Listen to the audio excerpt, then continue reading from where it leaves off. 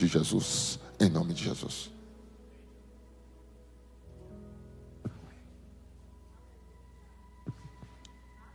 Saúdo a todos com a paz do Senhor. Evangelho de João 2, por favor. Evangelho segundo escreveu João. Capítulo de número 2. Esta é a hora, é a melhor hora e a hora mais difícil. Alguém disse que cantar é fácil, Jack. Pregar é difícil porque forma opinião.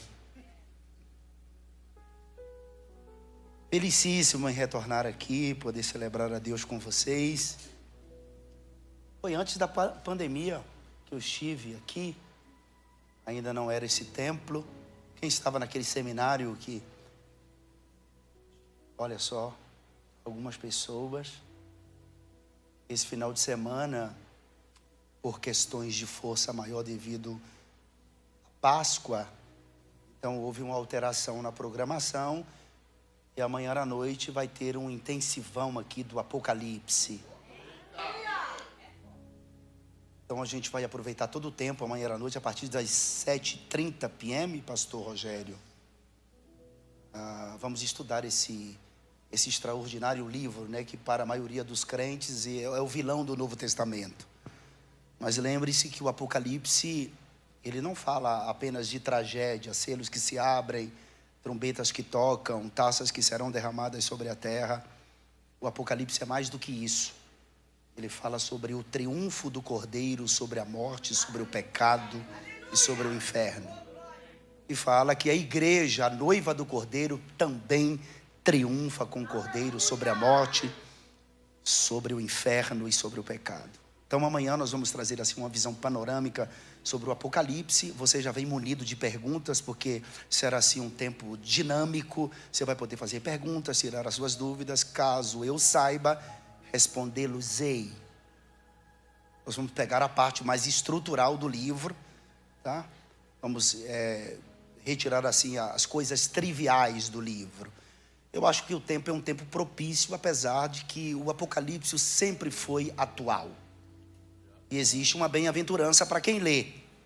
E é o único livro na Bíblia. Ah, pastor, eu não sei ler. Tem uma bem-aventurança para quem ouve. Então, se você não sabe ler, você também é bem-aventurado. E não é a palavra bem-aventurado é aquele que goza de grande felicidade. E não é uma felicidade baseada em estímulos que, se retirado, a destrói. Essa felicidade vem de Deus, pelo Espírito Santo, para dentro de nós. Lembre-se que alegria é momento, felicidade é um estado. Então eu acho que seria bom você vir amanhã participar desse tempo, porque o Apocalipse é para mostrar a gente, não é para mostrar o mundo. O povo pensa que o Apocalipse é para o mundo. É o único livro que está escrito assim, no capítulo 1, verso 1, revelação de Jesus Cristo, a qual Deus lhe deu para mostrar aos seus servos. Então o Apocalipse é um livro para a igreja, não é um livro para o mundo. Por que eu preciso saber, pastor? Porque você precisa se situar a respeito das profecias. E lembre-se que política está intimamente ligada à escatologia bíblica. O anticristo, que o mundo anseia pela sua manifestação, ele é religioso e político. E a ordem é esta, religioso e político. Porque a política executa os propósitos da sua religião. Então aquela ideia de que política e religião não se discute, por favor, joga isso por terra, porque em Daniel 7 existe um homem, em Apocalipse 13 um sistema, em Apocalipse 17 um homem e um sistema. E esse sistema é religioso e político. Então será um tempo incrível, não falte, todo mundo vem. Então, amanhã à noite eu vejo você aqui. Abraçar o pastor Léo, pastora Raquel, muito feliz. O pastor Léo é incrível, né? A gente sempre está se falando. Marcamos tempos atrás de vir aqui, mas acabou que minha agenda sempre, por bondade de Deus, ocupada. Mas esse é o tempo que Deus preparou para estar com vocês. Eu quero abraçar o pastor Léo. A família agora aumentou, né? Tem uma menina agora. Daqui a pouco vem mais outra menina. Olha só, a pastora está animada, viu? Eita Deus! Abraçar o pastor Rogério, muito feliz, e ele sabe que isso aqui é verdade. O pastor Rogério aqui, a pastora Suênia. É que eu fico lembrando daquela guerreira da televisão, sabe? Guerreira Xênia, né? Não tinha? Aí eu sempre troco o nome dela. Muito feliz. O pastor Rogério Barreto, eu o conheço há muito tempo. É uma das pessoas que figura entre os grandes pregadores pentecostais do Brasil. Um cara de caráter ilibado. Tá? E hoje coopera com vocês aqui. Muito feliz. Meu amigo, obrigado por receber em sua casa. Pastora, você é uma... Essa mulher prega demais, né? Já viajou o mundo inteiro. E tem uns 30 países que ela já foi. Oh, glória! I'm sorry, I don't speak Portuguese. I want to speak English now. ela tá falando inglês direto de casa. Abraçar aqui o pastor Fabrício, pastor Alexandre. Cadê o pastor Cláudio? Está em algum lugar. Cadê a irmã Elisete? Marisete, cadê a irmã Marisete? É minha professora de português. Ela quem corrigiu meus livros. O Apocalipse, eu quero que a senhora corrija. Diga amém. São 470 páginas aproximadamente. Então a senhora vai me dar essa moral, né? Amo a sua vida muito. O filho da irmã Marisete, o pastor Paulo César, é meu amigo pessoal, meu amigo de intimidade, meu amigo de muito tempo. Hoje a gente se falou, a gente briga. Eu mandei um áudio para ele: Paulo, se tu não me responder, eu não sei nem o que eu vou fazer contigo. Ele: Gazo, o que é que você quer? Então eu gozo de uma estreita comunhão com o pastor Paulo César, que é um cara incrível. E todos vocês, everybody, Deus abençoe grandissimamente. Minha mulher, a Ellen, minha parceira, a mulher com quem eu divido a minha vida intensamente. Ela veio, ela não pode me deixar só, né? Muito obrigado, eu te amo muito, muitão. Eu escolho você, tá? Vem aqui rapidinho, por favor, faz favor. Ela fica com vergonha, mas vem aqui rapidinho.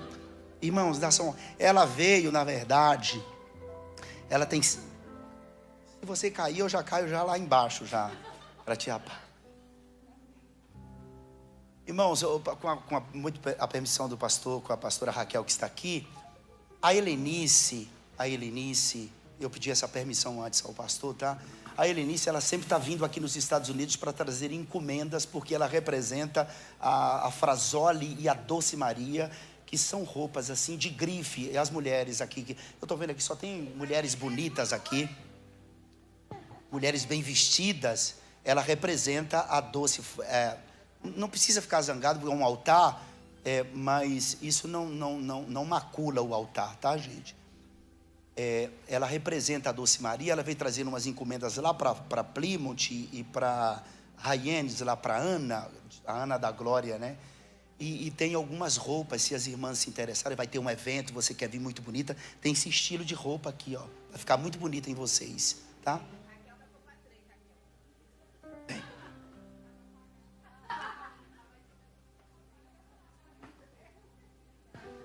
O Jack é meu amigo já desde a Europa, de long time ago. Te amo, meu amigo. Pastor Joani, já estive na igreja do pai dele lá em Conselheiro Pena, fui dar 2 seminários lá. Você é incrível, cara, você é o melhor, o the best. Desculpa, gente, precisava tomar esse tempo aqui, tá? Não é todo dia que eu venho em Newport, né? João capítulo 2, eu serei breve. E ao terceiro dia fizeram-se umas bodas em Caná da Galileia. Eu marquei um texto aqui em 1 de Reis, capítulo 20, mas eu vou fazer uso desse texto aqui.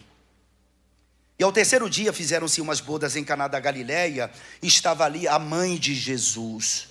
E foram também convidados Jesus e os seus discípulos para as bodas. E faltando o vinho, a mãe de Jesus lhe disse: não tem vinho.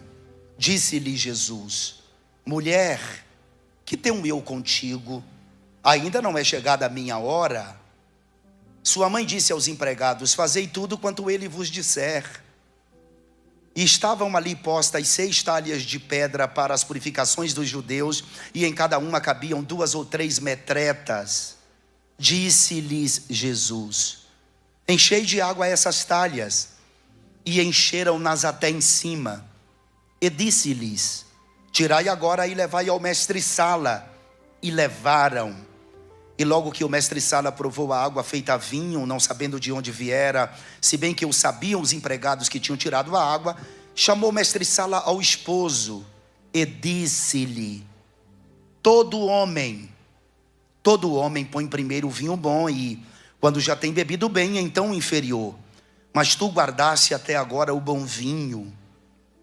Jesus principiou assim os seus sinais em Caná da Galileia e manifestou a sua glória, e os seus discípulos creram nele. E você diz amém? Tome seu assento, muito obrigado. As bodas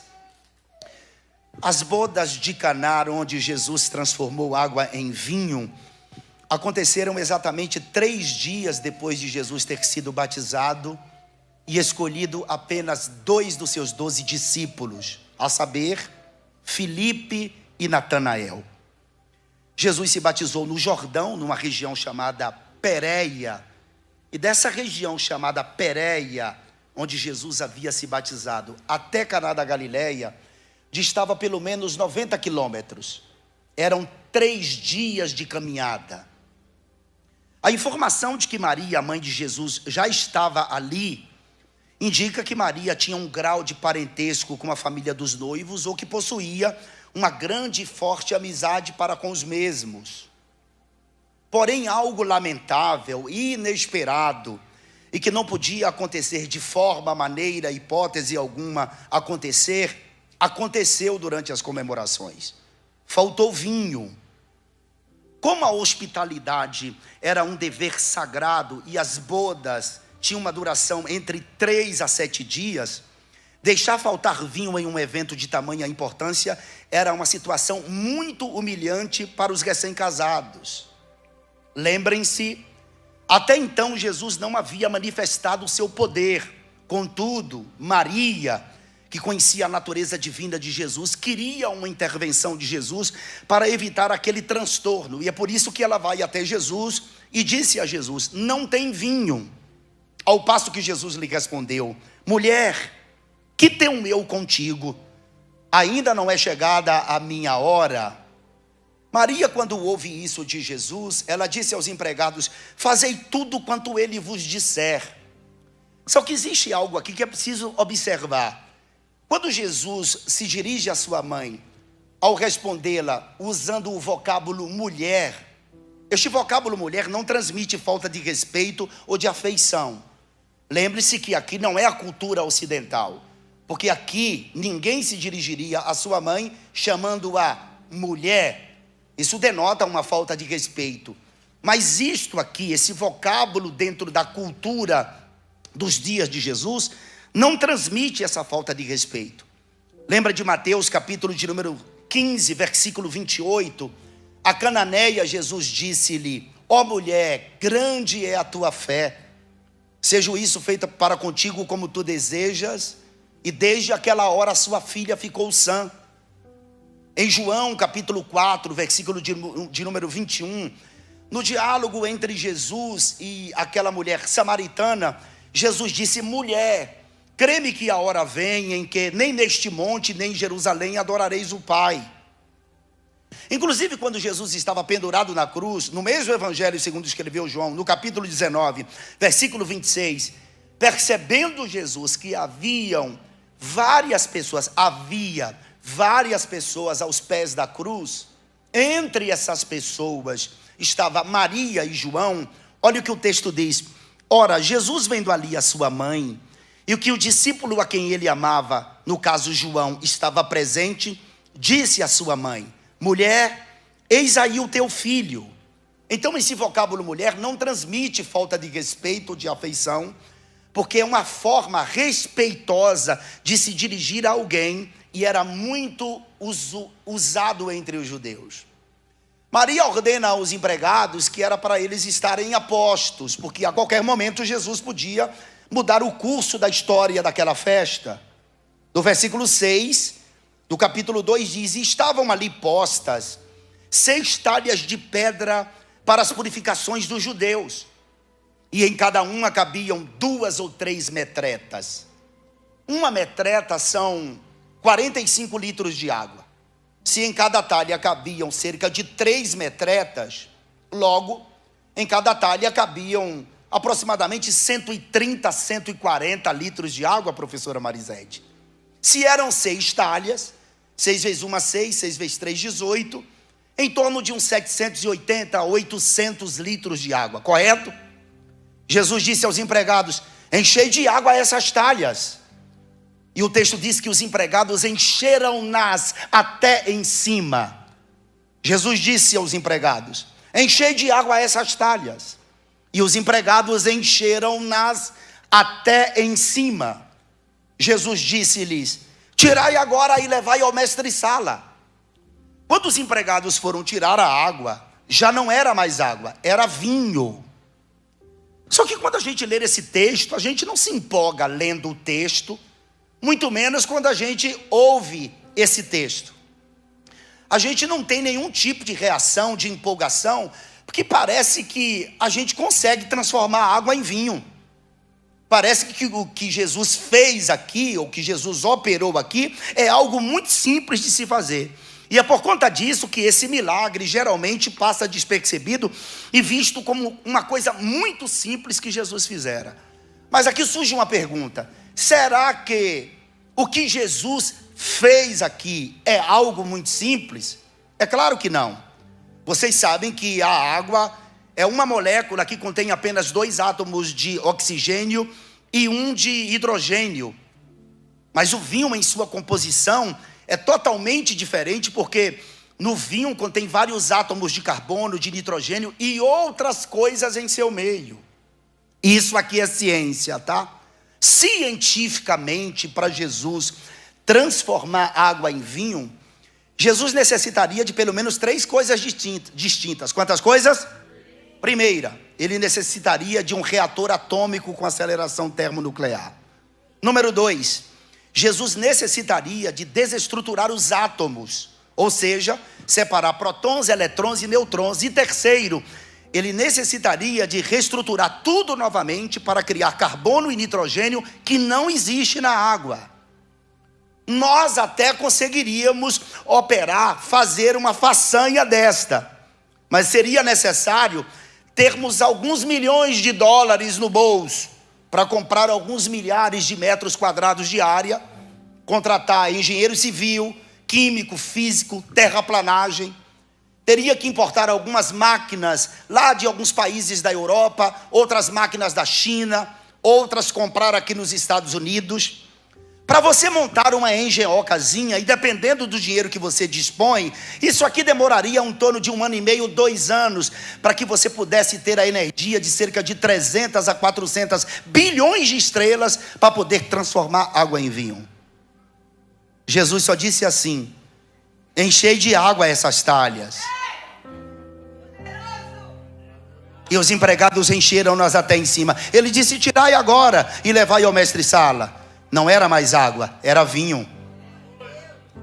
Pastor, por que ele mandou os empregados encher as talhas de água? Porque você faz o possível, ele o impossível. É você quem bate, ele é quem abre. É você quem pede, ele é quem dá. É você quem clama, ele é quem responde coisas firmes, extraordinárias que você nunca viu. É você quem remove a pedra, é ele quem ressuscita Lázaro. É você quem enche as talhas de água, ele é quem transforma a água em vinho. Mas tem um detalhe: não se encontra vinho em água. E se você quer plantar semente, se você quer plantar semente de uva, da vide, é necessário que você escolha uma boa semente.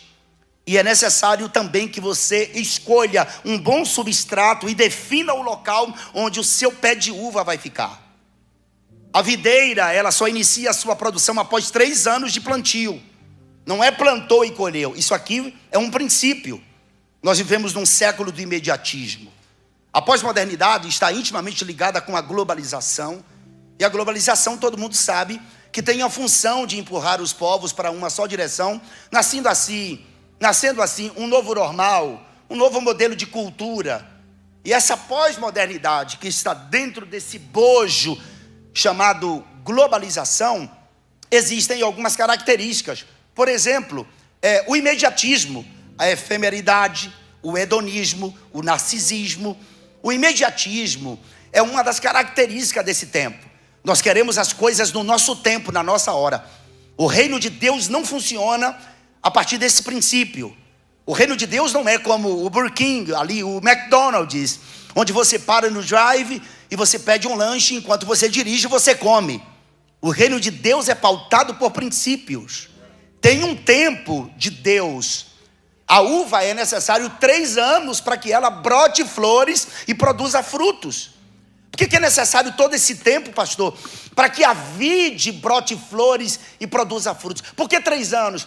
Porque as raízes precisam se fortificar na terra, o seu caule engrosse para suportar o peso dos frutos ou os cachos da uva. Existe um texto em Cantares de Salomão, e Cantares de Salomão, Jack, é um dos livros menos lidos, juntamente com Apocalipse, sabe? Cantares existem alguns níveis de interpretação, mas trocando em miúdos para que a gente entenda, pastor Fabrício, o que é Cantares de Salomão. Cantares é Salomão apaixonado pela Sulamita, uma jovem inculta que ele queria introduzir no palácio de Jerusalém. É claro que aqui Cantares de Salomão, devido aos níveis de interpretação, você deve ler o livro de Cantares a partir da perspectiva espiritual, porque aqui representa o relacionamento entre Cristo e a igreja. Claro que você pode usar versos de Cantares de Salomão para você falar à sua mulher, para você falar ao seu marido, a pessoa que você ama, mas leia dentro dessa perspectiva espiritual. É Cristo com a igreja. O que é Cantares, pastor? Além de Salomão apaixonada por essa jovem inculta que ele gostaria de introduzir dentro do palácio de Jerusalém. Cantares é um poema, é um cântico dividido em estrofes. Ele fala, tem um coro. No capítulo 2 de Cantares, no capítulo 2, versículo de número 12, eu vou ler 4 versículos, do 12 ao 15. Olha o que diz o texto. Eu vou ler do 10. O meu amado fala e diz, Cantares 2:10. Aqui a igreja, a noiva sulamita, falando para Salomão. O meu amado fala e me diz. E o amado fala com ela. Olha o que o amado diz. Levanta-te, amiga minha, formosa minha, e vem. Porque eis que passou o inverno, a chuva cessou e se foi. Aparecem as flores na terra, o tempo de cantar chega, e a voz da rola ouve-se em nossa terra. A figueira já deu os seus figuinhos, e as vides em flor exalam o seu aroma. Levanta-te, amiga minha, formosa minha, e vem. Olha como Cristo trata a igreja, pastora Raquel. Pomba minha. Jesus chama a igreja de pomba. Essa espécie de pomba aqui não é essas pombinhas velhas que a gente vê no meio da rua e nas praças, não, tá? Essa pomba aqui é uma espécie de pomba, tipo aquela espécie de pomba, pastora Suênia, aquela espécie de pomba de Gênesis 8, de Mateus capítulo 3. Lembra que Noé soltou uma pomba? A ornitologia diz que existem várias espécies de pomba. Essa espécie de pomba aqui é a espécie de pomba que não tem a vesícula biliar, não tem fel, não tem a bilis. É por isso que esta pomba é uma representação do Espírito Santo, porque o Espírito Santo não tem ódio, não tem rancor, não tem vingança. E aqui em Cantares, capítulo de número 2, a igreja, ela é chamada de pomba, porque a igreja não se vinga, a igreja não odeia, a igreja não tem fel, não tem amargura. E Salomão está chamando a sulamita de pomba. Pomba minha que anda pelas fendas das penhas, no oculto das ladeiras, mostra-me a tua face, faze-me ouvir a tua voz, porque a tua voz é doce e a tua face é aprazível. E o 15, apanhai-me as raposas, as raposinhas que fazem mal às vinhas, porque as nossas vinhas estão em flor. Aí eu devo fazer uma pergunta para vocês. Apanhai-me as raposas, as raposinhas que fazem mal às vinhas, porque as nossas vinhas estão em flor. Pastor, qual pergunta? Raposa chupa uva? É claro que não. Raposa come flores? Claro que não. A raposa é um animal com uma atividade crepuscular. A raposa, ela tem um focinho esguio, um rabo comprido. A raposa, eu sou familiarizado, porque eu cresci na fazenda. Meu pai era fazendeiro, e lá em casa eu fui criado no meio de muito bicho, cavalo, vaca, bode, ovelha, cabra, muita galinha, muito peru, porco. Tinha muito disso na minha casa, galinha de Angola, cocá, saqué, lá na Bahia chama saqué. Tô fraco, vocês sabem que bicho é que eu estou falando. Esse bicho tem um nome para cada região do Brasil. Então eu fui criado no meio de muito bicho. Lá tinha muito disso. E era eu quem tomava conta do puleiro das galinhas, porque aparecia constantemente raposas lá em casa. E olha que eu tenho muitos irmãos, tá? Elzir, Domilson, Edmilson, Nilson, Neila, Elcio, Cláudia, Lia, Helena, José, Maria, Sandro, Ney, Elizabeth, Veronice, Cláudia, Lia, Helena. Eu não sei o nome de todos, porque eu tenho 23 irmãos. Então, eu fui criado nesse ambiente. Era eu que tomava. Então, eu conheço muito de raposa. Eu sei o que é raposa. A raposa, ela é inteligentíssima. Ela tem um aparato cognitivo extraordinário. Porque a raposa, ela é capaz de roubar. Ela esconde o fruto do roubo em 20 lugares. E ela não esquece nenhum dos 20 lugares que ela escondeu o fruto do roubo. A raposa, ela, nas tradições populares, a raposa é símbolo de astúcia. Só para vocês terem uma ideia, na antiga Roma era considerada um demônio do fogo. Na Germânia era o símbolo do deus enganador Loki. Na antiga China e na Ásia Oriental, um símbolo sexual e erótico. Nas lendas japonesas, as raposas desempenham o papel de feiticeiras. No norte da Áustria, ela é o símbolo do próprio diabo. Na Bíblia, ela, em Neemias capítulo 4, versículo 3, ela tem um focinho, força ela tem força e adestramento no seu focinho, capaz de cavar e derrubar pedras. Aqui em Cantares, ela aparece para destruir as vinhas. As raposas, elas são oportunistas, roubam e caçam outros animais. A ordem aqui de Salomão é apanhar as raposas, as raposinhas que fazem mal às vinhas que estão em flor. Mas pastor, você já disse que raposa não come flores, não chupa uva. Por que as raposas, as raposinhas, elas causam mal às vinhas que estão em flor?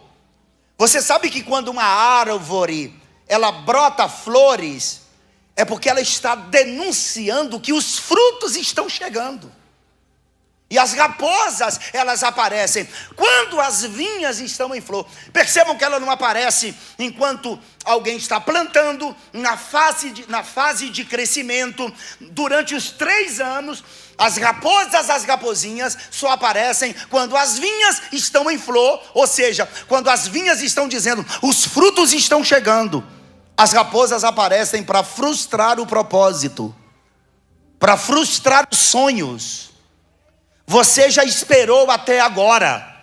São 3 anos de espera. Quando você está a um passo do milagre, aparecem as raposas, as raposinhas, para frustrar o seu sonho. E observe que a ordem de Salomão não é apanhar apenas as raposas, as raposinhas. E as raposinhas aqui parece ser algo inofensivo, tá? Inofensivo. Cuidado com aquilo que você acha que é inofensivo, mas que pode lhe causar dano. Já leu aquela história, um testemunho de uma mãe que procurava o seu filho que desapareceu de perto de si? E depois esse menino chega suado perto da mãe e ela diz: você estava onde? O menino disse: eu estava brincando, mãe. Perguntou ela: com quem você estava brincando? Ele disse: com uma cobra, mãe. Meu filho, disse a mãe, você estava brincando com uma cobra? Ele disse: sim, mãe, mas relaxe, a cobra era um bebê. Como que a cobra era um bebê? A cobra tinha um brinquedinho, mãe. Fazia assim, ó. Tem coisas que você pensa que são inofensivas, mas não são inofensivas.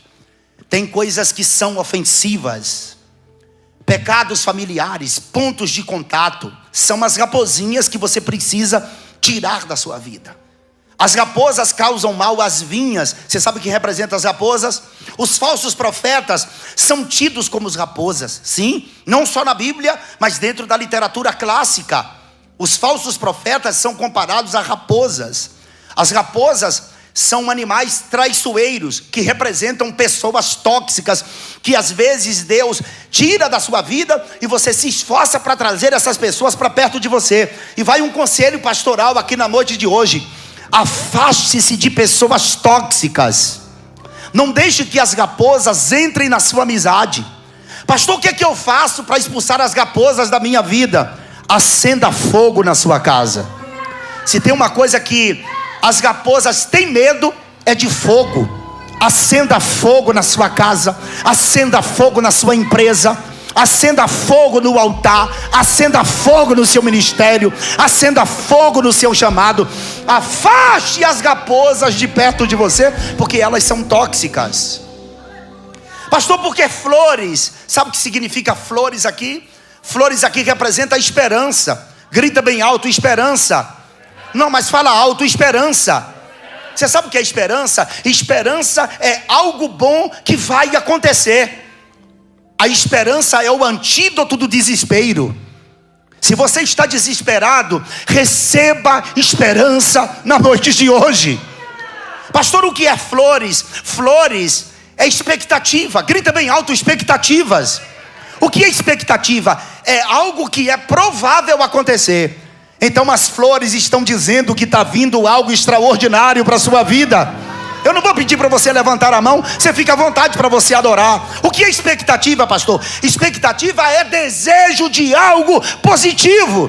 O que é expectativa, pastor? É aguardo. O que é expectativa, pastor? É possibilidades. O que é expectativa, pastor? É perspectiva. O que é expectativa, pastor? É viabilidade. O que é expectativa, pastor? É promessa. Tem promessa para a sua vida. As flores estão dizendo que os frutos estão vindo aí. Eu posso lhe fazer um pedido? Levante uma das mãos para o céu, por favor. Faz um dedo de profeta. Aponta para o teu vizinho aí, pelo menos para 10 aí, e diga: afaste as raposas da sua vida.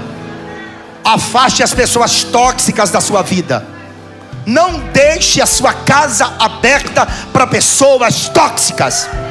Pessoas tóxicas, afastem-se. Ame-as de longe. Não traga para perto de você. Uma pessoa tóxica, ela pode destruir um casamento, uma família, uma comunidade, uma igreja. Você sabia? E a ordem de Salomão aqui: apanhai as raposas, as raposinhas que fazem mal às vinhas, porque as vinhas estão em flor. E depois que as vinhas brotam flores, é necessário esperar o aguardo, porque ela vai produzir os frutos, e é necessário o tempo. Tudo tem um tempo. Olha na minha mão esquerda: tudo é preciso tempo. Tempo. Tudo precisa do tempo. Uma mulher não engravida e pare no outro dia. É necessário 9 meses. Ninguém se forma da noite para o dia. É necessário todo aquele processo para um vestibular, para uma faculdade, e para depois se formar. E depois ainda tem aquela parte do treinamento. Eles, nada é da noite para o dia. Essa igreja não começou desse tamanho. Não era aqui, nem aqui. Começou pequena, foi para lá. Hoje está aqui. Nada é de uma hora para outra. Respeite o processo do tempo. E depois que as flores brotam, depois que a vide produz fruto, é necessário o tempo para você colher os frutos. E depois que colhe os frutos, é necessário você levar esses frutos para o lagar. Fala após mim: o lagar. O lagar é uma bacia, literalmente cavada na rocha, tá? Uma grande bacia, onde os homens pisavam uvas. Eles seguravam-se em cordas acima deles e esmagavam as uvas com os pés. Isso aqui é o processo de Deus, tá? É o processo de Deus trabalhar. Não tem para onde correr, sabe? E o lagar é um bom lugar, porque a eira é onde Deus peneira. Lembra de Jó? Jó passou pela eira. Tem a eira, tem o lagar e tem a casa do oleiro. A casa do oleiro é onde Deus te desfaz e refaz. Ele não usa a argila do outro vaso, ele usa a sua própria argila, porque Deus não cola vaso, ele desmancha e faz de novo. E a glória da última casa ainda é maior que a primeira. Mas o lagar é onde Deus pisa. Pisa como, pastor? Para tirar duas coisas. Pergunte quais. Número 1, tirar as cascas, porque às vezes a gente cheio de casca. Você não gostaria de ouvir uma repreensão do pastor?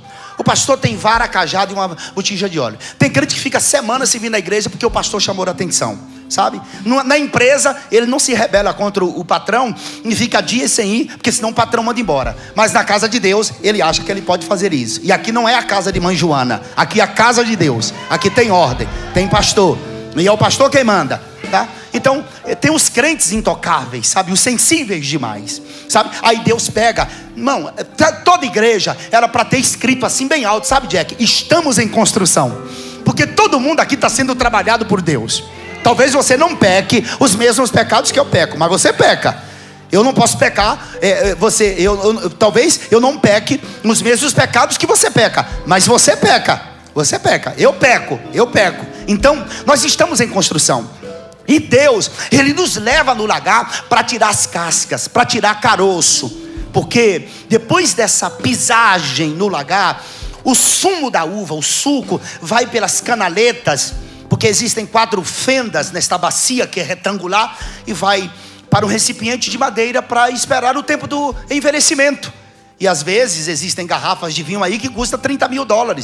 Eu fui passear com um certo deputado, passar um dia com ele, um tempo de comunhão com ele, em Bertioga, lá no estado de São Paulo, praia.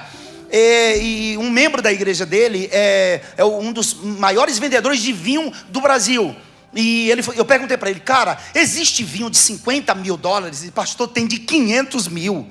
Tem de 500 mil reais. Ele falou, eu já tomei uma dose de vinho de 500 mil reais.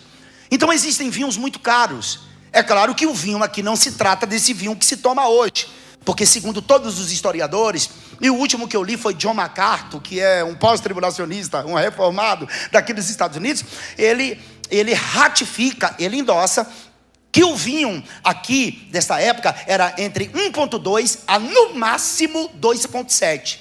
Para não falar 2.2, tá? Era no máximo. Então o teor alcoólico era muito inferior a esse vinho de hoje. Jesus disse assim, enchei de água essas talhas, e encheram-nas até em cima. Ele disse, tirai agora e levai ao mestre-sala. Isso aqui me chama muita atenção. Jesus de Nazaré. Aqui é Jesus, não é qualquer pessoa. Jesus, ele disse assim, tirai agora e levai ao mestre-sala. O povo daquela festa já estava murmurando, porque os garçons deixaram de servir o vinho. E Jesus, ele diz para os empregados encher as talas de água, e pede que os empregados tirem a água e levem ao mestre-sala. Jesus não mandou servir o vinho. Ele disse, tirai agora e levai ao mestre-sala. Por que levar ao mestre-sala? O mestre-sala é o maître, conhecido hoje, o chefe dos garçons. Jesus disse, tirai agora e levai ao mestre-sala. Por que Jesus não mandou servir o vinho ao povo, uma vez que foi ele quem transformou água em vinho? É porque Jesus não passa por cima de princípio de autoridade. É preciso que você respeite princípio de autoridade. O princípio da autoridade daquela festa era o mestre-sala. Em todos os segmentos, em todas as esferas da sociedade, existe um padrão de autoridade, um princípio de autoridade. Aqui na igreja existe um princípio de autoridade que delega autoridade para outras pessoas. O pastor delega autoridade para A, para B, para C.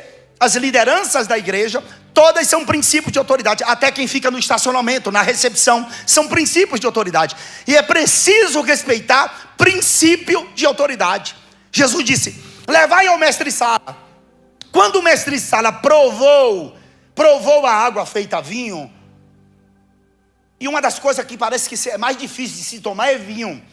Porque coloca dentro de uma taça, você tem que saber pegar, não é no bojo, é naquela haste que fica entre o pé e o bojo. Você tem que pegar ali e tem que colocar um pouquinho, e o cara, é um ritual diabólico tomar vinho, sabe? Porque a pessoa roda a taça, cheira, olha para cima, entendeu? Depois dá enfia a cabeça, é um trem, eu não sei. Por que não dá logo uma golada logo e vira de uma vez, não é? Então o mestre Sala prova a água feita vinho, e a Bíblia diz que ele não sabia de onde estava vindo aquele vinho, se bem que o sabiam os empregados que havia tirado a água. O mestre Sala ficou perplexo, pastora Raquel, e disse assim: o dono desta casa é louco, porque todo homem põe primeiro o vinho bom, e depois de ter bebido bem, então o inferior. Mas o dono dessa casa deixou o melhor vinho por último. Esse cara é crazy, esse cara é louco, é maluco. Mas a questão é que o mestre Sala não sabia que Jesus estava na festa. E a pior coisa é quando Jesus está no lugar e você não sabe que ele está, e você não sente que ele está. Ah, pastor, o mestre Sala não sabia onde Jesus estava, porque Jesus estava lá com os empregados. Jesus gosta dos humildes. Deixa eu falar uma coisa para vocês para encerrar. Numa festa de casamento, em qualquer lugar, na casa haviam 2 lugares. Quantos lugares? Para recepcionar os convidados. A parte mais nobre da casa era para os políticos influentes, pessoas de status e de posição social. A parte inferior da casa era para os plebeus, para os ralés. Se caso eu chegasse numa festa dessa, eu ia ficar lá perto das talhas, que era a parte inferior da casa. Quando Jesus chegou na festa, não colocaram Jesus no melhor lugar da casa. Colocaram Jesus lá no fundo, como um ralé. Pessoas insignificantes que ficavam nesse lugar dentro do conceito da sociedade daquele tempo. Pessoas sem status, sem posição social. E Jesus, como disse um professor de teologia meu, Jesus é um Deus de primeira. Não coloque Jesus em segundo lugar. Ele quer ser o primeiro na sua vida. Colocaram Jesus lá entre as talhas, sabe? Ah, pastor, mas Jesus fica entre os humildes. Porque tem crente que é assim, né? Jesus gosta dos humildes. Amados, ser humilde é uma coisa, ser simples é outra coisa. A humildade não está no que você tem, no carro, na roupa que você veste. Não é isso. Eu já fui em casas de pessoas não é bilionária, e ser pessoas completamente humildes. Eu fiz uma viagem uma certa vez com o dono da Fort Lever no Brasil, o senhor Antônio. Você sabe o que é ser dono da Fort Lever? Você sabe quantos 1000 funcionários esse cara tem? Sabe quantos aviões ele tem? Eu nunca vi um sujeito tão humilde como aquele seu Antônio. Um bilionário humilde. Eu já fui em casa de pessoas pobres, com miserável, não tem onde sentar e tem um nariz empinado. Porque humildade não tem nada a ver com o que você possui. Eu também já fui em casa de pessoas riquíssimas, sabe, pastor Alexandre? E o cara ser prepotente, arrogante, altivo. E já fui em casa de pessoas pobres que são completamente humildes. Mas a humildade que Jesus se refere não é com relação ao que você tem. Você não vai morar numa casa de taipa, na favela, para você dizer que é humilde. Você não vai mexer. Se você está podendo usar Lacoste, meu filho, você não vai usar a Aeropostale. Você pode, não tem nada a ver. E ainda que você tivesse com a Aeropostale, entende? Não é o que você está vestindo, não é o sapato que você usa, não é o carro que você anda, não é a casa que você mora. A humildade está dentro de você. Está dentro de você. Está dentro de você. E quando Jesus diz assim, ó, bem-aventurados humildes, sabe o que é que Jesus está fazendo? Ele está fazendo uma comparação. Pergunte com o quê? Com o quê? Com trigo. A comparação de Jesus é bem-aventurados humildes, não lembra? É com relação ao trigo. Porque quando o vento sopra, Jack, na roça de trigo, o trigo não fica lá teso. Quando o vento sopra no trigo, o trigo se curva por causa do sopro do vento. O trigo é humilde. Isso é uma alusão ao Verhua Shelohim Amerahefet, ao sopro do Espírito. Quando Ele sopra em nós, nós nos curvamos diante dEle e reconhecemos que Jesus Cristo é o Senhor. Será que tem alguém humilde aqui que pode levantar a mão, que possa dar um grito de aleluia para Deus? Faça isso. Não, levanta a mão, levanta a mão, levanta a mão, levanta a mão aí, Jack, levanta a mão, Jack. Bate na mão de alguém aí, mas bate com força para ficar vermelho. Fala para alguém aí, você é humilde? Pergunta, você é humilde? Então fala alguma coisa para Deus aí, se você pode. É com relação ao trigo. Eu vou falar uma coisa para você. Vem aqui você. Sempre, sempre, sempre, sempre, sempre, sempre, sempre, sempre, sempre, sempre, junto do trigo tem um joio. Tu já ouviu falar sobre isso? Já. Que sempre no pé do trigo nasce um joio. Eu sou o joio, tu é o trigo. E é mais ou menos assim. No período da madrugada, o sereno, o orvalho, começa a cair. E o trigo, que é tu, começa a absorver o sereno, o orvalho, de tal forma que ele vai se encharcando, se encharcando, se encharcando. E ele vai se curvando, se dobrando, se dobrando, se dobrando, se dobrando. Quando é de manhã, o trigo está lá embaixo, arriado de tanto orvalho, de tanto sereno que ele absorveu. O pé de joio está junto do trigo. Acho que tu querendo ser o joio, né? O trigo.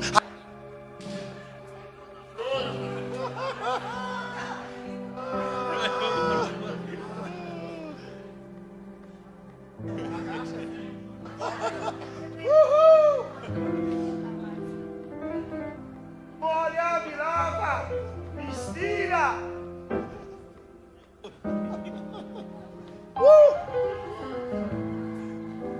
De manhã, levar a chaia, cara. De manhã o trigo está encharcado, completamente encharcado do orvalho, do sereno. E o joio está no pé do trigo, ó. O joio não absorve o sereno. É por isso que Jesus diz: bem-aventurado os humildes com relação ao trigo, porque reconhece o poderio, o senhorio dele. Eu vou perguntar outra vez: quem é humilde aqui para reconhecer que ele é Deus? Dá um grito de aleluia para Jesus. Se você não, irmão, dá um grito de glória para Jesus. Dá um grito de aleluia para Deus. Pastor, as coisas estão difíceis, mas para Deus nada é impossível. Olha aqui, olha aqui, olha aqui na minha mão direita. Lembra de Jesus? Jesus disse aos discípulos, Jack. Jesus disse aos discípulos, pastor Barreto: entremos no barco e vamos para o outro lado. O que foi que Jesus disse? Entremos no barco e vamos para o outro lado. Ele não disse o que ia acontecer no caminho. Ele só disse que ia chegar do outro lado. Não é que vocês não entenderam. E eu odeio ter que repetir certas coisas, mas não é. É só para grifar na mente de vocês. Jesus disse: entremos no barco e vamos para o outro lado. Ele não disse o que ia acontecer no caminho. Ele disse: vamos para o outro lado. E no meio do mar, ondas encapeladas se levantam contra o barco, ventos contrários. Quem estava no barco? Pedro, André, seu irmão. Quem estava ali? João e Tiago, filhos de Zebedeu. Tinha uma sucursal de pesca às margens do mar da Galileia. E eles conheciam cada quadrante do lago de Genezaré, do mar da Galileia, porque eles nasceram ali, foram criados ali. Eles conheciam ali. Só que tem um detalhe: sempre Jesus vai permitir que aquilo que você passe seja dentro do seu território, para você entender que as suas argúcias, suas habilidades puramente humanas não terão como resolver o problema, mesmo você tendo conhecimento, poder sobre o vento e sobre o mar. Mas ele tem poder sobre o vento, sobre o mar, sobre todas as coisas, e tudo com o propósito de ser glorificado. O que é que eu faço, pastor? Calma, calma. Já leu aquela história? Já ouviu aquela historieta? Já ouviu aquela historieta de que um barco estava indo a pique e o pessoal começou a pegar os botes e a lançá-los dentro da água? E uma mulher estava em alvoroço dentro do barco, correndo para lá, correndo para cá. De repente ela viu um menino brincando. Ela passou de novo. Meu Deus, socorro, ondas. O menino brincando. Ela voltou de novo, o moleque brincando. Ela pegou o menino, bateu na cabeça do menino. Ô menino, você não está vendo que o barco está indo a pique? Nós estamos jogando os botes dentro do mar, e você está aí brincando, moleque. O menino olhou para ela e disse assim: ô tia, o meu pai é o capitão.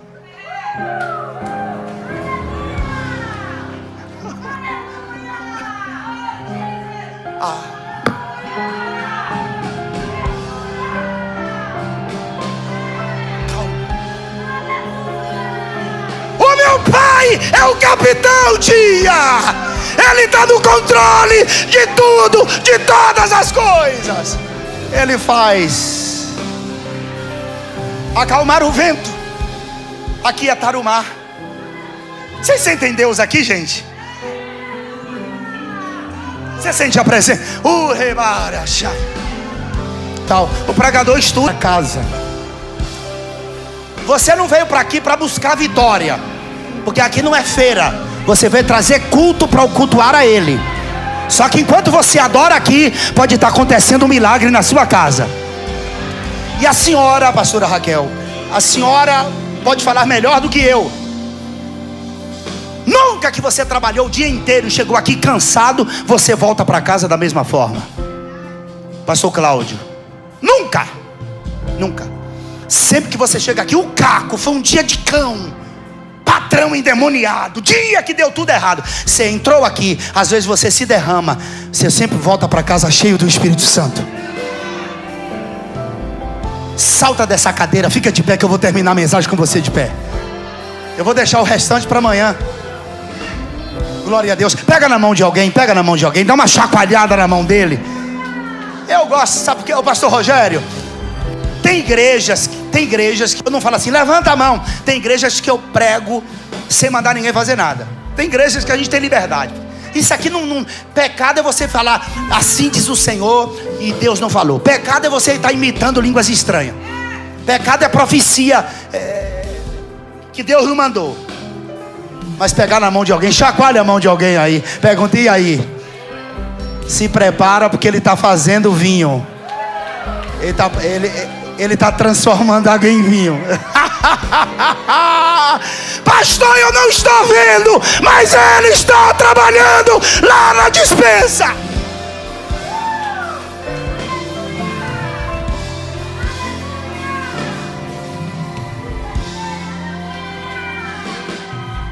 O poder transformador de Jesus transformou aquele casamento, aquele momento, em um momento de bênção. Quer fazer na sua vida? Transformar cada momento. Ele está no controle absolutamente de tudo. E às vezes ele se encarrega de dificultar as coisas para você não conseguir com as suas próprias forças. Recheima.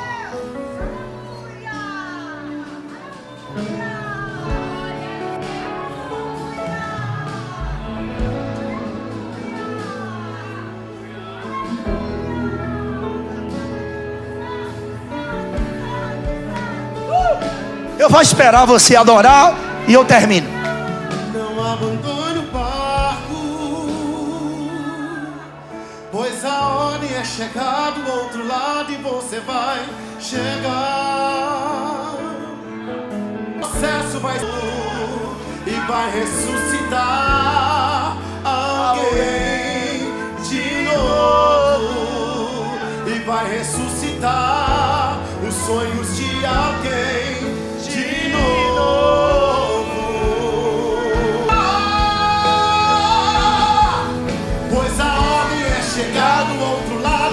Você vai chegar, você não vai parar, Você não vai parar. você não vai parar. Eu sou Jesus, o Nazareno, já dei ordem pra acalmar o mar.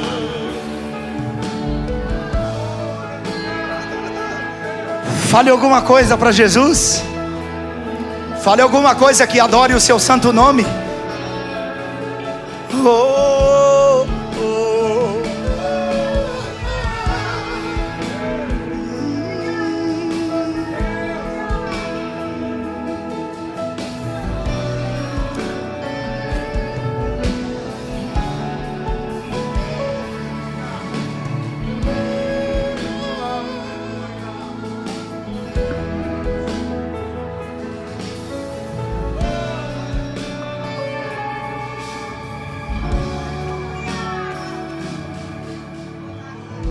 Não existe nada mais empolgante e transformador do que o Evangelho de Jesus. Você sabe por que esse vinho aqui ficou por último? Todo homem põe primeiro o vinho bom. Todo homem. O vinho bom não é casa. Deixou o melhor vinho por último. O mestre Sala não sabia que Jesus estava na casa. E por que o vinho melhor Jesus serviu por último? Porque o fim das coisas é melhor. Porque o que há de vir virá. E outra, Jesus ele se encarrega de sustentar você durante todo esse processo. Fala para alguém aí, Jesus se encarrega de sustentar você. Não é você. Quem é você? Você não suportaria nada. Você está de pé por causa dele. É ele. O poder transformador de Jesus, o poder criador, trouxe alegria e bênção para aquele casamento. Você sabe que além do vinho representar alegria, ele representa o sangue de Jesus. O vinho representa o sangue de Jesus. Sabe por quê? Porque enquanto a água lava por fora, o sangue de Jesus lava por dentro.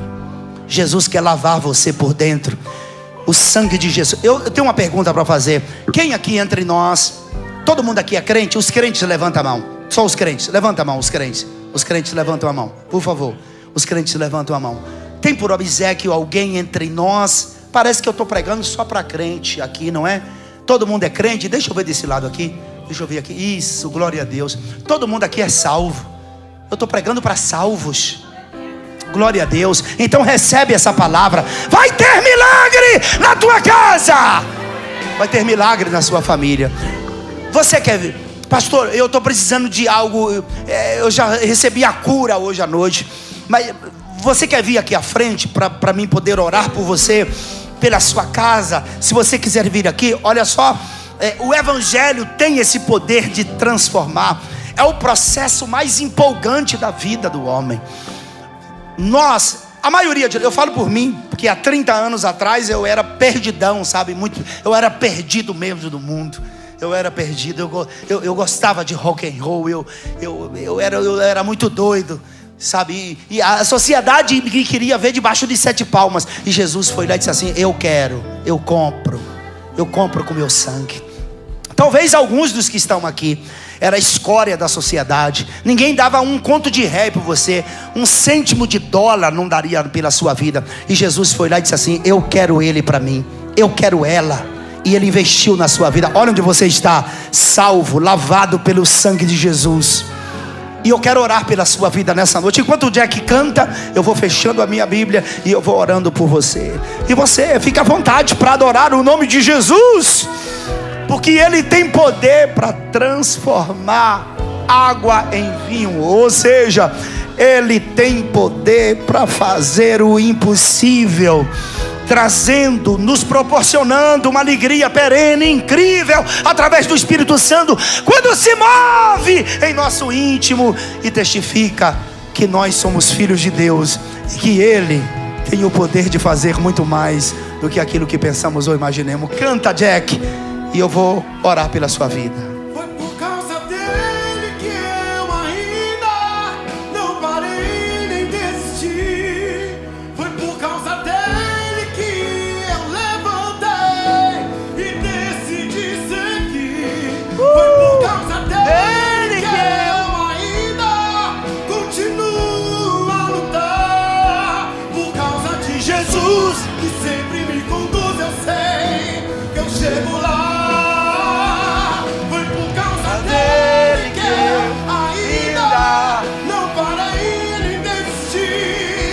Foi por causa dele que eu levantei e decidi seguir. Foi por causa dele que eu ainda continuo a lutar.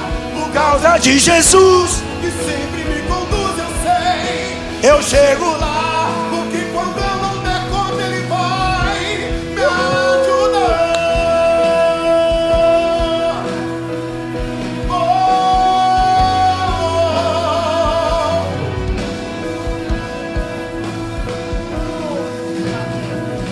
Toda vez que eu estou cansado, Jesus me abastece e me deixa claro que ele não quer me ver prostrado. É difícil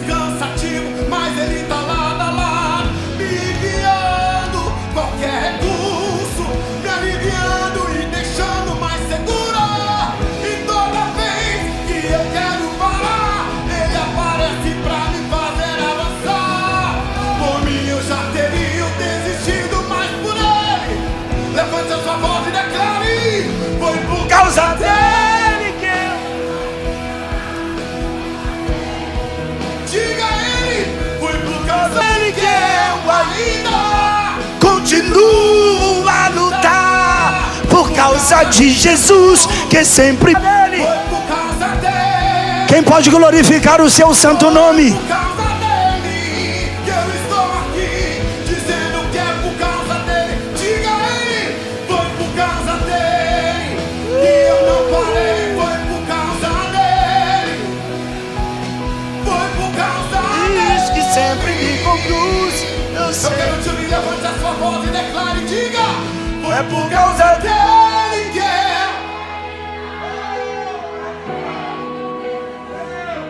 foi por causa dele que eu levantei.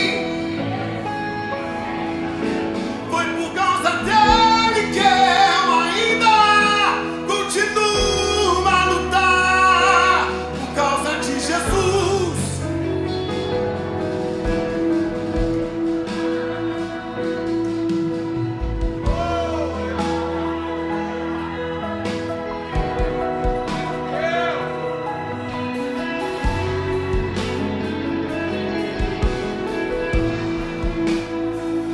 Eu parava agora, o cansaço me atingiu e eu desacelerei. O desânimo em mim surgiu e eu parei pra respirar um pouco e não desisti. Mas mesmo assim, por mim eu parava agora. Meu coração entrou em alerta, ficou exausto. Eu sinto um medo que me aperta e me deixa assustar. Por mim eu já teria tempos parado.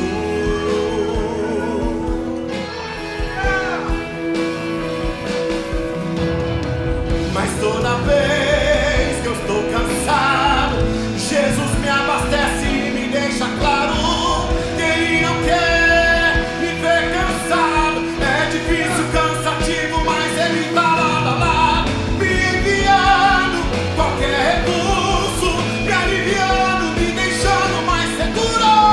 E toda vez que eu quero parar, Ele aparece pra me fazer avançar. Por mim eu já teria desistido, mas por Ele, aumente o volume da sua voz e declare, foi por causa dele.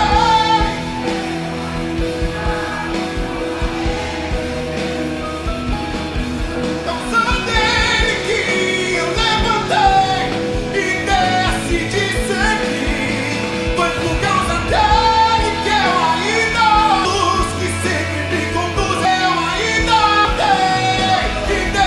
tenho Para glorificar o nome de Jesus. Eu oro pela sua vida. Jesus. Eu oro pela sua casa. Conduz eu sei. Eu oro pela sua vida. Bendita a tua casa, bendita a tua vaca, bendito o teu boi, bendita a tua amassadeira, bendita a tua sementeira, bendito seja tudo que tu colocares a mão, bendito o teu trabalho, bendito o teu patrão, bendita a tua empresa, bendito o teu marido, bendita a tua esposa, benditos os teus filhos, bendito o teu chamado, bendito o teu ministério, bendito as tuas finanças, bendita a tua saúde, seja tudo bendito para a glória de Deus, em nome de Jesus. Filhos dos dardos, das flechas do maligno. Eu oro pela tua casa, eu oro pela tua casa. Eu peço a Deus, visita cada cômodo desta casa, a sala de estar, o quarto do casal. Visita, meu Deus, no nome de Jesus, cada família aqui representado. Pactos, acertos, negócios, transações feitas espiritualmente, feitas consciente. Tudo que foi mais forte do que você até hoje não será mais. Seja livre, receba alegria. Toda tristeza, sobe aqui, pastor Rogério, toda tristeza que te assola, todos os gatilhos que você dispara, medo, todos os flashbacks de coisas passadas que você traz à sua mente, seja livre. toca no córtex cerebral de muita gente aqui, Senhor, em nome de Jesus, e elimina tudo aquilo de gatilho que ele alimenta, que ela alimenta. Sejam livres pelo poder do nome de Jesus.